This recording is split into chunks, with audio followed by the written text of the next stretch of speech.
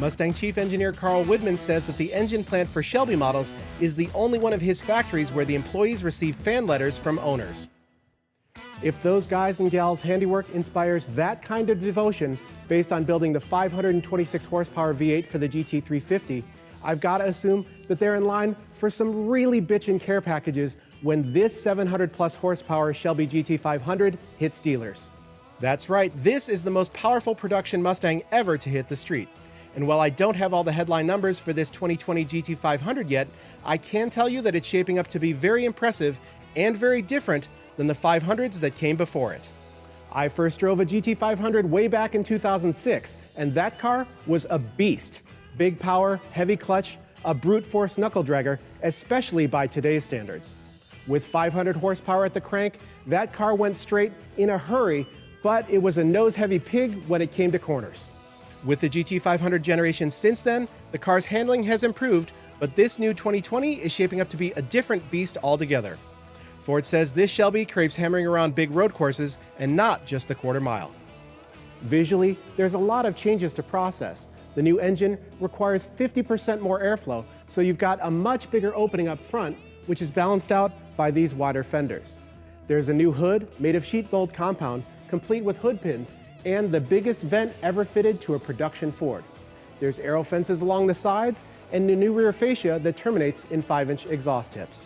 This particular car is equipped with the hardcore optional carbon fiber track pack, which includes 20-inch carbon fiber wheels wearing Michelin Cup 2 semi-slicks, along with a bigger rear wing, front dive planes, and rear seat delete. It looks serious. Apparently, it's possible to get more rear downforce out of this setup than the Ford GT supercar, and that whole thing looks like one big wing. So, about that engine. The new pride of Romeo, Michigan is the 5.2-liter out of the GT350, but not as you know it. The flat plane crank is gone, and there's a honking 2.65-liter Eaton supercharger nestled right down in the V, running at 12 psi. That much boost forced engineers to go back to the drawing board. The result includes additional cross-drailing for better cooling, new longer head bolts to keep the whole thing from grenading under the pressure, plus different head gaskets, valves, seals, seats, and springs. The cooling system has been overhauled too. Like many other Mustangs, the new 500 features magnetic ride control, and the brakes are massive with 16.5-inch front discs that Ford says are the largest of any domestic production coupe. The Brembos run 6-piston fixed calipers up front and 4-piston units out back. Interestingly, no carbon ceramics. The GT500's biggest philosophical change? It comes with a new 7-speed dual clutch. That's right, you can't get a manual. With 100-millisecond shift times, the new box was always going to be quicker on the street, strip, or road course. The only question is if it'll be as involving. Ford says to expect 0 to 60 in the mid-3s and the quarter mile in under 11 seconds.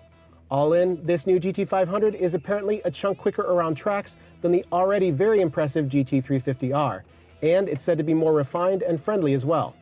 Now that would be a real character change for a GT500. Not a whole lot has been done to the interior. There's available Recaros and unique magnesium shifters, but overall, it's pretty buttoned up. There is one big change, however. The traditional gear shift lever has been replaced with a rotary dial, and I'm not sure I'm convinced. If I can't have this, then I at least want this.